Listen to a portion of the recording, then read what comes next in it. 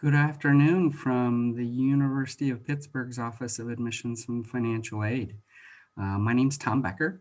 I'm the Associate Director for Regional Recruitment in the Office of Admissions. I'm actually based in Dallas, Texas, and have two current students at the university. We are here for a topic called Making Pitt Your Home. And so realize that I'm going to introduce a number of different resources that we're going to have available to you to answer your questions. But all of the questions are going to be, you need to put them in the YouTube section and type those out so that we know what you're interested in talking about.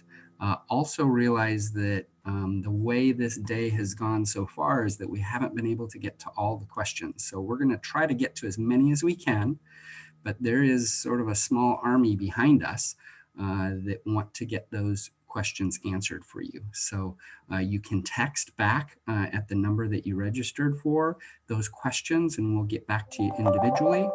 You can also email pitt.admissions, plural, at pitt.edu to get those questions answered as well. And so we're going to give it just a little bit more time for those individuals to sort of come on into the room and before we get started. So we're just going to give it a second or two and then we'll push forward. Again, Tom Becker from the University of Pittsburgh. Well, I just got a message that we've got 222 students and families in. I will say good afternoon to everyone. I will also say good morning to our individuals that are from Alaska and Hawaii, and good evening to our Moscow, Shanghai, and Dachau individuals that pre-registered. This is pretty cool to be able to answer questions about making Pitt your home. And so again, my name's Tom Becker. I'm going to be the moderator. We have Steve Anderson with us from Housing. And Steve, if you could introduce yourself. Thanks, Tom. Hi, everybody out there in cyberspace and on YouTube. Steve Anderson, as Tom said, I work in student affairs. I serve as the Associate Dean of Students, Director of Residence Life, and we look forward to welcoming you to Pitt and seeing you soon. And look forward to answering your questions over the next hour or so. Next, we have Barry Durr. Barry. Hey, everybody. Barry from the Office of Admissions and Financial Aid. I've been with the university for exactly 24 years and 7 days. So I celebrated my anniversary a week ago today. So I'm excited to be here. I'm also a three-time Pitt dad. And the main reason for me being here is not those 24 years of admissions experience, but the fact that I'm a three-time Pitt dad. So talking to you families out there, I've been through the process, not just from a professional admissions counselor standpoint, but from a dad standpoint. And one of them is actually in the house right now taking a class online upstairs. So she may pop in, who knows? So welcome and happy to be here. And we have a current student, Emily. Yes. Okay, perfect. We're slowly but surely figuring out how to work technology, guys. So I'm definitely going to probably be like the lagger here, which is funny, but thanks, Tom. My name is Emily, as he said. I'm currently a junior at the University of Pittsburgh studying marketing communications. So I'm actually in our double degree program, as well as I have a certificate in digital media, and then also am doing a minor in film and media studies. So I was just telling them before we started the live stream, a lot of crazy stuff happening all the time, me taking a bunch of different types of classes. And then in addition to that, I'm also involved in a lot of things on campus as well. So the main thing of how I get to do these panels and things like that is actually part of Pathfinders, which is our tour guide organization on campus. So I'm currently actually our vice president of hiring, training, and recruitment for that. So I get to recruit and then train all of our Pathfinders and tour guides that are coming in, as well as I'm in a social sorority, Theta Phi Alpha. So I can also answer any sort of questions about Greek life and things like that. So any sort of questions you guys have, like spanning from a bunch of different things, I'm sure I have any, like some sort of, I guess, like, how would I say that? Experience with it. So I've done study abroad, I've done multiple different internships, all through connections that I've made through University of Pittsburgh. So really, like any of your questions, I hopefully will have something to say. So yeah, thank you. Great, great. And again, I want to set this up for those that are coming into the chat late. Our topic is making Pitt your home. Please submit your questions to the YouTube Live. And we will get to as many of those questions as we possibly can. And so let's start out. We have a flood of questions related to housing. And so Steve, can you talk about the housing process and how it starts, and then specifically requesting a roommate? How does that happen, and how do you submit all that information? Sure. The housing application for first-year students is live now, so students can go online and complete the application. Once they've accepted admittance to Pitt, they'll get an email from Panther Central. And if somebody wants to reach out to Panther Central, I'll provide that number. And that number is 412-648-1100. And again, 412-648-1100. You can also call them and reach out with questions specific to the application process. What I would say for the roommate request on the housing application, what you need to do is you need to request your roommate, and then your roommate on their application needs to also then request you. So it needs to be a joint process. So if I wanted to live with Tom, I would say I want to live with Tom, and Tom on his application would make sure that he has my name down. Once those two happen, then you will be wanting to live together, and that's how you would be placed together through the housing application process. If you have a preference over a building or a living learning community, it will give you the priority preference to no, I first want to live with my roommate request, or my living learning community request, or my building request. And so those are all things to consider as you're going through and completing the housing application process. We do ask that the deadline typically is May 1st, but I believe we've extended it this year. But typically we need to get those applications completed by May 15th. The earlier, the better, just so we can get it into the system and process. But you will not hear from the housing application usually until mid-July when assignments are made. So Emily, how did you choose your roommate? How did you do that? Yeah, so I've had a few different things, and I can also, I guess, provide you guys some information of things like I didn't do, but you could also have the option to. So when I'm giving my tours and things like that, people always ask me, like, is it better to find a roommate online? Is it better to go random? What is your experience? So I lived on campus both freshman and sophomore year. My freshman year, I went completely random. So I am a living example that your freshman year roommate's not gonna like kill you or something like that if you're going random. The other way that I hear about people finding them is actually through our Facebook page. So I graduated in 2017. So I had like Pitt freshman 2017, or maybe like what our class was, so 2021. And you can go on there and basically post a little blurb about yourself. So a lot of times people would post like maybe like a few pictures of them and their friends, and then say, hi, my name's Emily. I really love my cat, and I'm also super into like finding new coffee shops and things like that. So you definitely can also find people on there, like message them, hey, we're into similar things. What do you think about rooming with me this semester? And I always get questions of which one of those things is a better way to find your roommate, going random or that one. And I always tell people, I would say it's about a 50-50%, like give or take. I'm having word vomit today, guys, if you couldn't tell, but a 50-50 like workout rate, basically. So even though that person that you talk to for 2 weeks online, yes, like you might know them better than this random stranger that you're getting paired with, but at the same time, is everyone exactly who they say they are online? Like I remember when I was first coming to school, I thought I am so organized, so my room is going to be so organized all the time. And now I'm the messiest person that I know. And so when I was filling out that like quiz that you do when you get matched with your random roommates and things like that, I probably at that time would have put that I'm super clean, and now I'm super messy, and my freshman year roommate probably figured that out before I even figured that out about myself. So I say that they're probably equally successful, and you can do both. Also, obviously, once you get to Pitt, talking about after freshman year, I found my roommate sophomore year, and then the roommate that I currently live with now actually through just mutual friends and getting involved with on campus. So through Pathfinders, actually the tour guide organization that I'm a part of, we have a group message that we just like use all the time. And so I messaged in there when I was looking for a roommate for sophomore year and said, hey guys, who's looking for rooming? My house, my rooming number is this number. So I'm thinking about getting into these buildings. Like, what do you think about that? Is anyone else looking for housing? So especially once you get more involved with on campus, I think finding roommates and the people that you want to live with is a lot easier. But definitely freshman year, I can see how that's a scary thing. And I'm telling you, any way it happens, it'll work out for you. But I see about an equal success rate with either. I was just going to add, Tom, too, to what Emily said. In the housing application, there is an app called RoomSync that you can actually complete a more extensive survey and also then go into communication with people that are looking for roommates and try to identify somebody from there. Or as Emily said, complete the survey questions.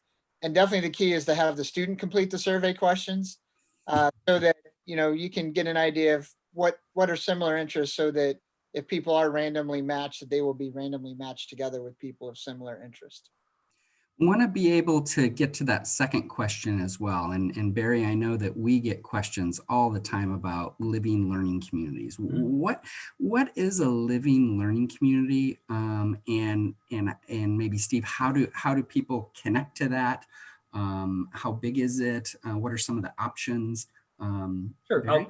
I'll start at the beginning and talk about maybe the philosophy of it and the choices the students have. Basically, living learning community enables a student to choose to live on a floor or sometimes an entire building with students who have either the same academic interests as they do, or in some cases the same out of classroom experiences and interests. For example, there's a business living learning community, nursing, engineering, honors college, which are more geared towards the academic side of it. But there's also a music living learning community for students who have an interest and a love for music. They don't necessarily need to be in a band or have tremendous skills, but they love music. So you live with someone who likes jazz and you like classic rock. So you get to share some experiences with each other. It's an option for students. Many think it's a great way to make friends. It's a great way to have built-in study groups. So if you're in nursing or engineering living learning communities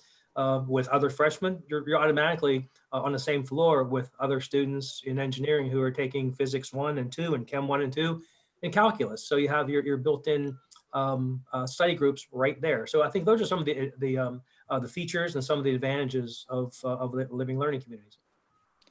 Yeah, and you can find, just to add on to what Barry said, you can find our living learning communities on our Pitt Res Life website. So if you just go to pitt.edu, just do a search for Residence Life Living Learning Communities. That'll pull up, I believe we have 17 living learning communities for first year students. And I see some questions coming through. So Sutherland is divided into 2 buildings. It's east and west. One of those buildings will be our honors living learning community. But then the other half will be other students, other first year students. So yes, other students can live in Sutherland besides honor students. And the St. Bruce is all business. Barry had mentioned we have a couple buildings that are all entirely a living learning community, and Bruce is business. And so if you want to apply to live in the business living learning community, that's where your location would be. The other locations we don't give out because it just depends on space and size. Our living learning communities really will range from approximately 15 students on up to over right at 400 students, depending upon the communities. We have a health and sciences living learning community. We have an outdoors living learning community. We have a Casa Cultural, a global.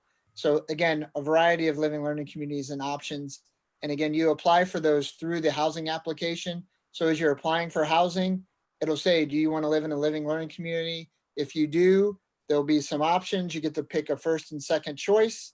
And then there'll be 3 short essay questions. I use essay. It's more of like, write a paragraph or 2 to respond to those questions. And that's just because if we have more students than we have space, we have to make a selection process on those communities. want to take a moment again to welcome those that are new to the online activities that we have here today. We have four experts related to the topic of making Pitt your home. Myself, being a parent and also working in the Office of Admissions and Financial Aid from Dallas, Texas. So I have two students that are a distance away. We have Barry Durr, who is local and has had three children graduate from Pitt and also very involved in the orientation process. We have Steve Anderson from our Department of Residence and Emily Easton, who is a current student at Pitt and a junior from Rochester, New York. And Emily, we have a question related to Greek life. How big is it? Why did you get involved? What is it a go Greek or go home place? What do you think? Yes, absolutely not. Pitt is in no way a go Greek or go home school. So we see about 10% of Pitt student body participate in Greek life. So definitely we have a presence on campus, but it's never been anything where if I'm not a part of Greek life, I'm not going to have any friends or any social life like you can see at some other colleges. So that's something that I really appreciate about that. Why I got involved, I was actually one of those people that I came to Pitt and said, I will never join a sorority ever. Absolutely not for me. And then, of course, now I'm an initiated sister of Theta Phi Alpha. And so a lot of things have changed since then. So I think about it a lot of why I got involved in Greek life and the different things that I get out of it. And consistently I'm thinking about like, what are new things and ways I can get involved that this makes it a beneficial experience for me. And the main thing that when I was first joined my freshman year, I would say friends is the main thing. I wanted to get more involved on campus and with a lot of various like different people. How our actual like last topic was just living learning communities. I lived in the business living learning community, so I knew a lot of business students. And so I was looking to kind of branch out from that. And also Pathfinders in some sort of way has that kind of like Greek life feel where all of us come from different parts of the university, but then come together in this one club. So I really liked that idea of knowing a lot of different women that were doing a lot of different things on campus.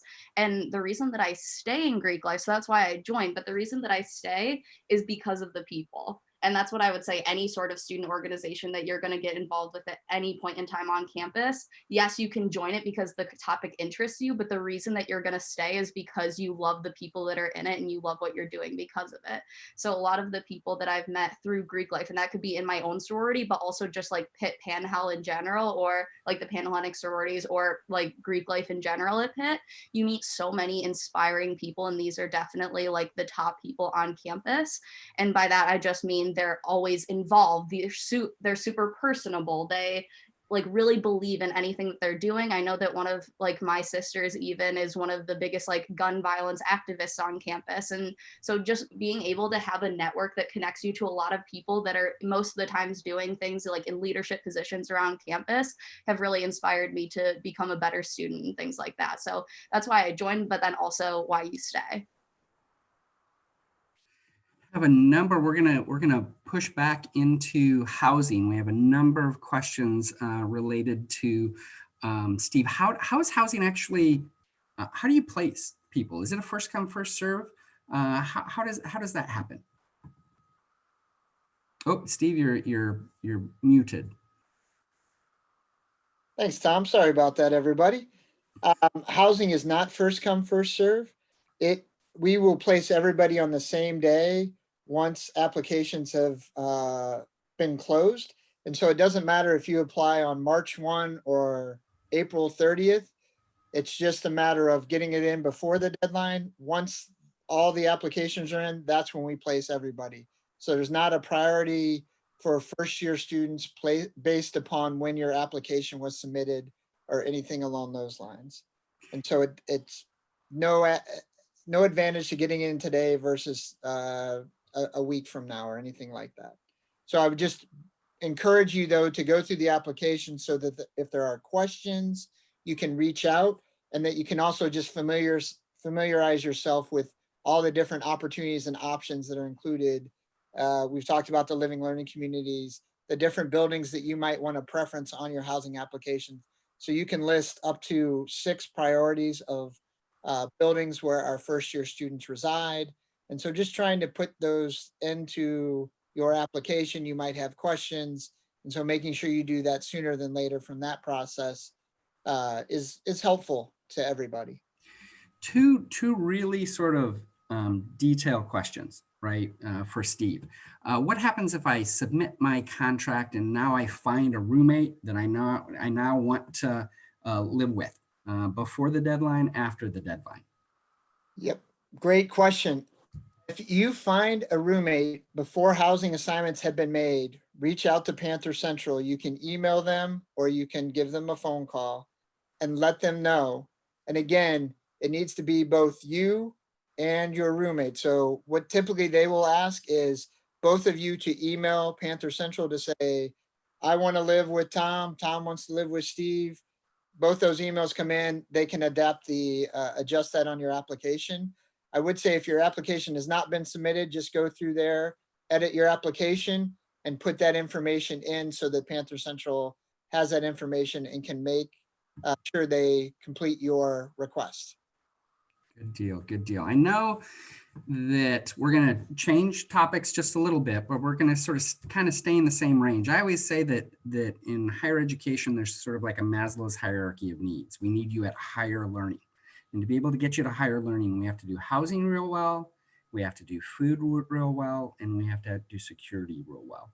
So Steve and maybe Emily, how's the food? How is the food? How do you pick a meal plan? How does that all work? Do you want me to go first, Steve? Yeah, go ahead, Emily. Perfect. So deciding a meal plan, to go into the technical things, maybe other people could probably talk about that a little better than I could, but you're always going to have two different combinations of things. So you're going to always have some sort of dining dollars, and then you're also going to have some sort of swipe/passes, which is what gets you into our all-you-can-eat dining halls on campus. So you're always going to have a combination of that too, but it's up to you as a student when deciding your meal plan, how many dining dollars I want versus how many meal passes that I want. So that's going to obviously be up to the individual of like how much you know that you want to eat. But one thing that I think is really great that they actually offer is there's a 2-week grace period at the start of every single semester where you can change your meal plan.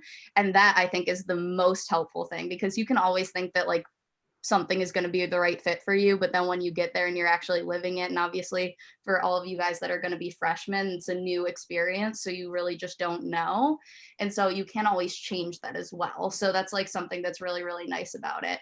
The food, just like talking about that, is really great. I think we have a lot of different options, especially for a lot of different allergies, like food preferences, things like that, in our all-you-can-eat dining halls. And then obviously we have, I want to say like 21 different eateries around campus that aren't those, which obviously offer things from across the sun. So that is like the main thing that I would say. Like if you don't like one thing, then you're going to find like 20 other options for something else. So I think that that's also a really big plus at Pitt's campus, is options versus anything else. So yeah. Barry, quick question about or Steve, do you have anything to add related to how to? I mean, Tom, you can carry on. I thought Emily, I mean, her marketing degree is paying off. She did a fantastic job there. Good Thank deal. you. Good deal. So Barry, I'm going to go again, some specific questions that we're getting a lot of. How do you get your Pitt email address? Once you are offered admission and pay your deposit, then you'll get your Pitt email address. And that is going to be important because much, if not all of the communication that you'll be receiving that Steve referred to, and we'll talk about orientation and connecting with your academic advisor, but everything is going to be pretty much sent to your Pitt email address once you've committed to the university. So very important. I tell the students with whom I work, I know it's a hard habit to break, checking your home email address, but you absolutely want to check your Pitt email address every day once you've committed to university, because there's tons of important information that's going to be sent to you. Yeah. And you get through the university portal? Correct. Yep, the my.pitt.edu. And Steve, contracts, do they go to the personal email or the Pitt email? Is there a paper contract that goes out? What does it look like? Yeah, sure. The application should go out. Barry mentioned the deposit. It should go out about a week after you make that deposit. If you have, again, I'll just keep repeating Panther Central's number. If you've not received it within a week of your deposit, you should reach out to them to inquire. And again, phone number is 412-648-1100, and they'll be happy to check. Again, most communication will happen through your Pitt.edu communication. We're trying to keep that consistent. I do know for students, and Emily might be able to talk a little bit better about this, but students then can forward their email to other email addresses, and I'll let Emily in the student world talk about that. I would definitely, like, first and foremost say that checking your Pitt email is going to be your entire life at Pitt. So that's, and I'm sure that that's true for any single college. So that's not, I guess, something about Pitt specifically, but the main way that I've done it to stay organized and things like that is I actually have just like the email app on my phone and on my computer, and I've connected my Outlook email to those as well. So like if you use the typical just like mail app on your either phone or your computer to check those things, you can just add another account. So I can see on the exact same app my personal email and then my Pitt email, and it just obviously gives me notifications for which one has things in. And I would say that's at least the best thing that's worked out for me. But you can also get to your Pitt email through like my.pitt.edu, like that actual website as well. So like if you're ever sending yourself documents that you need on your computer and things like that, it's also really easy. So however you want to do it, but that's what I found to be the most helpful. Thank you all. Want to let sort of the Pitt vernacular, Panther Central. Panther Central equals university housing. It is a 24 hours a day, 7 days a week service. My student, Ethan, chats with them all the time because he doesn't want to call them. You can send them emails. It is just an incredible service for our students. And so want to move on to a couple of additional topics, but still sort of housing related. Move-in day, arrival survival. How does that work? So it's being planned for this year, Tom. That's a great question. So you will get information once your housing deposit and housing assignment has been made, and then it will say, hey, you're going to arrive this week. Those days are still being worked on, so I don't want to give away too much information that might not actually be accurate, but it'll definitely be around August 17th in that time frame period. And it usually happens over a 3 or 4 day period. We will give you an arrival time that we would strongly encourage you to arrive during that time window. And we try to do that because we're trying to mitigate traffic. We also have probably around 200 helpers to help our first year students move in. We've got parking, etc., all those things. So it is really a big arrival survival, and trying to assist over the 3 days to get our first year students moved in, as well as our upper class students will move in soon after that. But that information, once your housing assignment is made, it will all be communicated in that, here's your assignment, here's your arrival time, and then we will look forward to seeing you and getting you in and getting you set up. And we have all the different operations. IT is there to make sure there's no issues with getting your computer set up and getting connected to the Wi-Fi at Pitt, the bookstore. Many of our academic offices are open if you need to go talk to your advisor, et cetera, just to make sure that everything is set up so that you can start the year off on the right foot. And then we lead into our welcome week and orientation, just to provide our students with that opportunity to really connect and get to meet as many people as humanly possible. And how does it feel to come together as a community? What does that look like? You'll have the opportunity to meet many people on your floor and really get connected with them and your resident assistant and your building, your resident director. And so really trying to provide you as best of a launching pad to success at the University of Pittsburgh is arrival survival.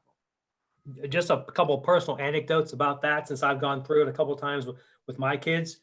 Absolutely amazing how smoothly it goes. You initially think, okay, there are 4,000 freshmen coming to this campus all in a span of 3 or 4 days. How is that going to happen and happen without a hitch? I went through it many times watching it from the outside and wondered that same thing.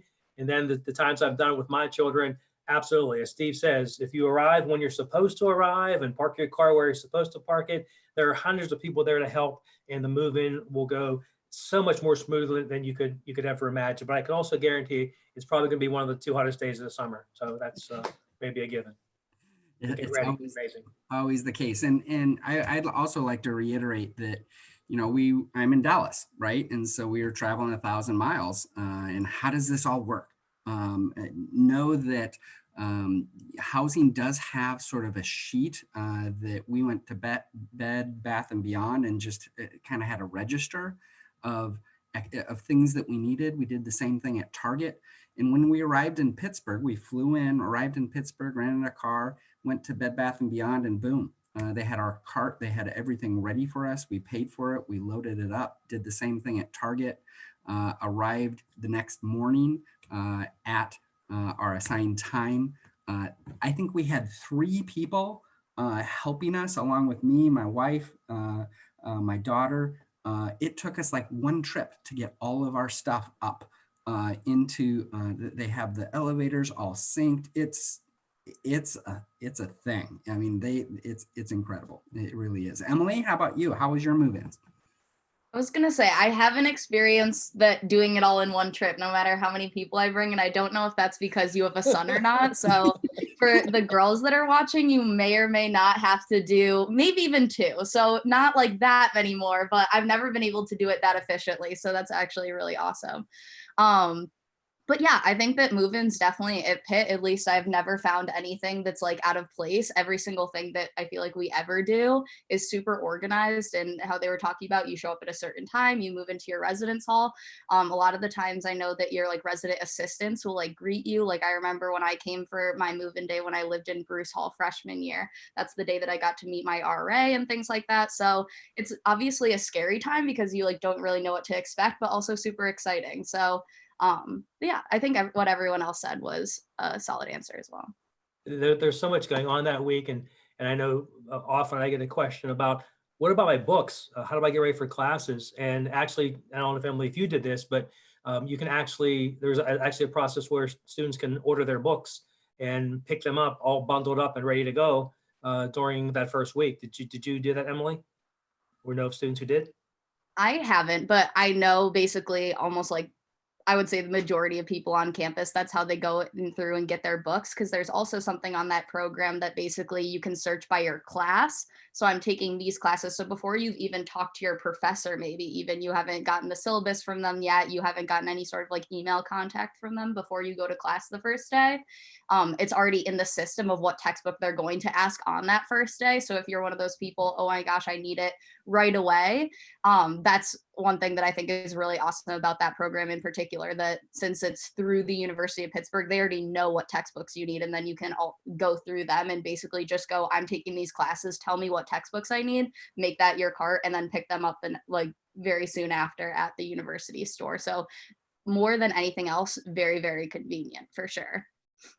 Yeah, and just to reiterate, you'll get a day and a time to arrive on campus. Again, to best efforts, try to arrive. And if you can't or need to adjust something, just reach out and let us know. And we can definitely accommodate that because we understand those pieces. And I'd also say if people have asked about cars, Emily, I think you can talk about, do first year students need cars? They're allowed cars, but definitely parking is limited. Parking is not cheap. It's in the city, so it's just something to think about. But I think of people talking about the things they're bringing. We actually during orientation have one night where we actually provide buses and take them over to Target, where Target has closed down their store, and it allows all of our first year students to sort of have carte blanche to go into the store if there's items they've forgotten or need to pick up. And then the only other piece of advice I would give is if you, when you're assigned and you have a roommate, definitely talk with your roommate about what you're bringing and what your roommate is bringing, just so you don't show up with, 3 fridges or anything like that. Just so it's best to start that communication early, especially, as Tom mentioned, somebody might be from far away, somebody might be more local. Just talk through what that might look like and the best way to coordinate setting up of your room. Emily, can you talk about the bus system and how you use it? And do you have a car? And then Barry, can you talk about the buses home that we have during breaks? Yeah, so that's actually a perfect thing to bring up because that's what I was gonna kind of try to chime in here and bring up to all of you guys as well. So just like speaking from a student's perspective, I would say parking is the number one thing that is in your decision process of whether or not to bring a car to campus. So that's the main thing for me. I like whenever I have my car on campus, like if I just even like when I come down for the summer to visit and things like that, that's always the number one thing on my mind is where am I going to park my car? And we have things through the University of Pittsburgh, but obviously you also have to think about price point and is that worth it for me and my family to have that? And so talking about busing transportation, which is something that if you don't know that Pitt has, that might be a good factor to think about when thinking about if you need your car or not on campus. And I've never personally had my car on campus because of it. But we have the Port Authority bus system, which is actually just the city of Pittsburgh buses. They'll be like bright red, bright blue. So if we could actually, like, you guys could come on a tour to campus, I could show you, you would definitely see like a much more visual and see how frequently they're always coming down the streets and things like that. And obviously they have different routes, similar to how a lot of different bus systems work in a lot of different cities. But actually, as a Pitt student with your Pitt ID, you get busing for free on all of those buses throughout the city of Pittsburgh. So that's what's really great is that even though it's not maybe a program through Pitt, Pitt has connections that gets you those things like through the city, you can ride their buses for free. And so that's something if I was ever freshman year going to the grocery store, I needed to go to Target like they were talking about to get some things for my room that I might have forgotten. A lot of the times I just order on Amazon. I've got to be honest. I'm one of those people that I always am like, should I like look online first before I buy something or I'm going somewhere? But even like free museums. So with your Pitt ID as well, you also get free museums around the city of Pittsburgh. So let's say I want to make a whole day and typically I would have to drive my car downtown to go to the Andy Warhol Museum, let's say. But instead I can actually take a free Pitt bus and then also get into that museum for free, all just on my Pitt ID. So I'm not even bringing anything extra with me. So that's one thing that I've really found of why I've never chose to bring a car on campus, like for the actual school year itself, is just because Pitt, the connections that I have through it has provided me with like the Port Authority Transit like busing system that basically I've never had to use it and therefore I don't have to worry about parking. So it takes a lot off your plate.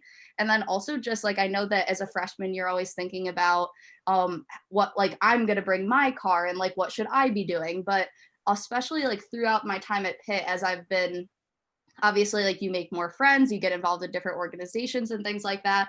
Now I'm more so thinking about, well, not maybe like what I have to do, but what connections do I have that therefore like puts like gives me the same exact outcome. So as you get to Pitt and you're making friends and things like that, maybe you know someone else that has a car, or maybe like you get like, if that makes sense. So now whenever I have to go grocery shopping, I'm not thinking about, oh, I should bring my car because I have to go grocery shopping. I'm thinking about the different steps that we were talking about. So like first, can I ride the Port Authority bus there? Most of the time, yes, I can get there. Like if I think that that's going to take me too long in a certain day because I don't have a lot of time. Okay, the next thing I'm thinking about is what people do I know on campus that already have their car? And then the last step would be, okay, if I think that all of those things are going to be super inconvenient for me, then I can like justify bringing a car on campus. But there's a lot of things before that step that I would probably recommend to students before that. And the buses home, you also mentioned, Tom.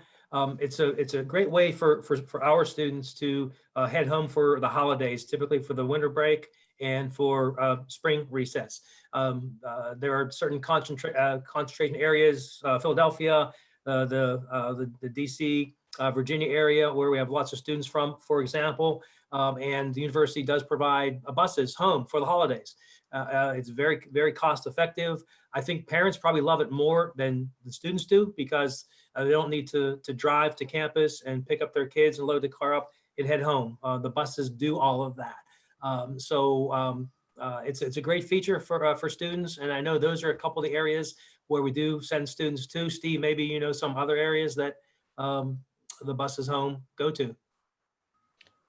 Yeah, I think I'm thinking of Philadelphia, New York, but I think maybe DC, Baltimore area as well. Yep. I believe from those ends. I was also going to say you can also ride the train in Pittsburgh and also one of the inclines with your Pitt ID for free as well. So you can get to explore really the whole city of Pittsburgh.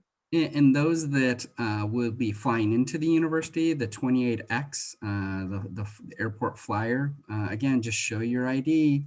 I think there are 3, maybe 4 stops. If it takes you a half an hour to Uber in and $40, you can do it for free and get there in 40 minutes, right? I mean, it's just really, really incredible. We have questions related to the cost differences between buildings, and we have about 10 minutes left. But Steve, how many buildings are freshmen in? And is there a big cost difference? And how does that work? Yeah, the cost difference is, and again, I believe it's probably in a range of about $200 to $250 a semester. That might be the range difference of cost of buildings. And I would try to get that information out to everybody. Our first year buildings, I should have known, Tom, that there'd be a trivia question here. Through, we typically, most of our first year students are housed in 8 buildings. Those are Towers, Bruce, Sutherland, East and West, Nordenberg, Holland, and half of Tower C, Forbes. I think that's it. I think I've hit them all. And Brackenridge right now too. Did they just add that one? What's that? Did they add Brackenridge? They did, but it's going back to upperclassmen, Emily. Got Yeah, it. yes. Sorry, everyone. I thought I Oh, was you're gonna help good. with the You're- knowledge. You're golden.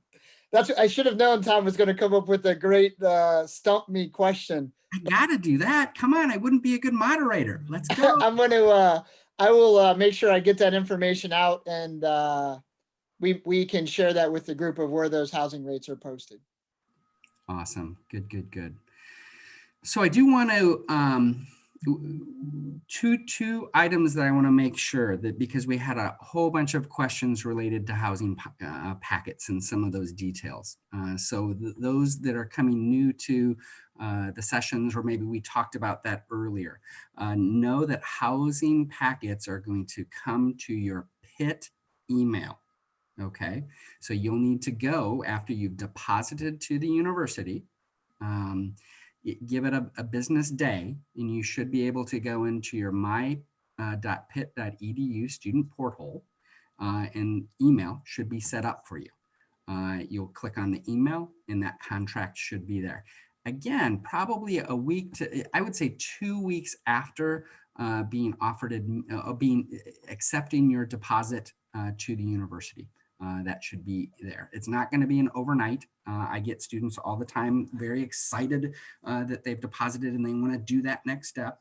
We have plenty of housing. We guarantee housing for 3 years at the undergraduate level. You're going to be good. But that Pitt email is very, very important. Finally, I want to be able to make sure people know that if we did not answer your question in this sort of format, please text back your question to, if you registered for this session, text that number back and we will answer that question. If you did not, if you just jumped on to the YouTube channel and saw that it was live and want to get a specific question answered, Pitt, P-I-T-T .admissions, plural, @pitt.edu is our email address that we will get those questions answered for you. So with that, we have just a couple of minutes left. This is making Pitt your home. Emily, how fast did it become your home? Well, I think that at least when I visited campus and I was thinking about like my college decision in general, I think I at least knew that it was going to have the ability to become my home.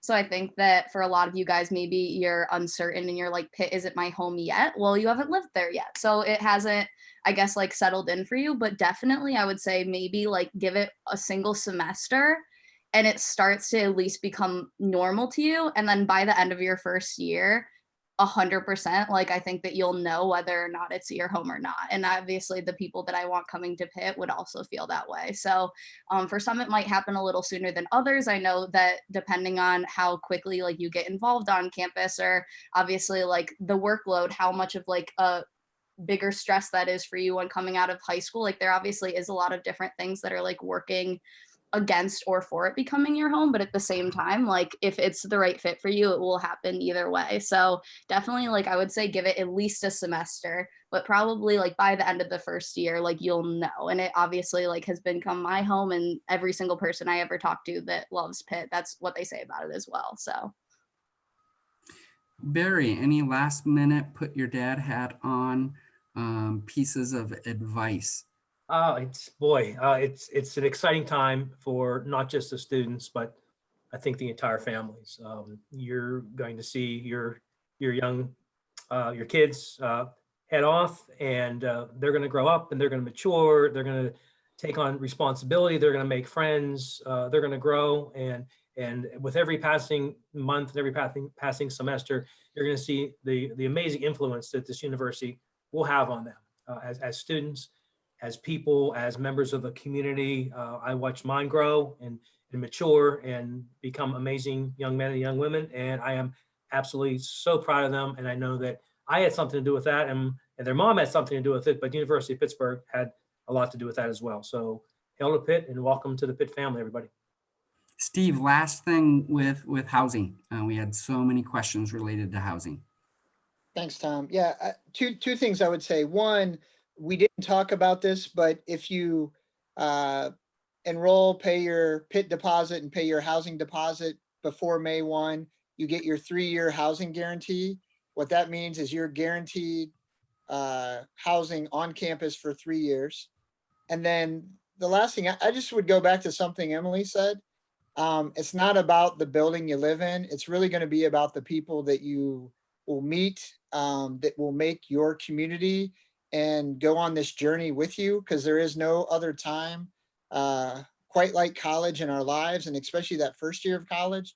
And so really the key is to get engaged, to meet people, connect with those folks that are going to help uplift you and to help you achieve your goals. And I think that's something that Emily talked about earlier, just the people that she met and how that helped move her forward. Lastly, this next session, we're going to have another session at 3 o'clock with Dean Kenyon Bonner, our Dean of Students. And they are going to talk about student life and career services and student counseling. And he is just wonderful. And start that introduction to Dean and his Dean hours. And he is, I get goosepimples sort of talking about the student life activity. So again, please, thank you for your time. If we did not get to your questions, please text us, email us. We want to be here for you. Panther Central is a wonderful resource for you for all things housing related. And Emily, thank you so much for spending some time as a current student away from your online classes. So with that, we will conclude this session, and thank you, and hail to Pitt.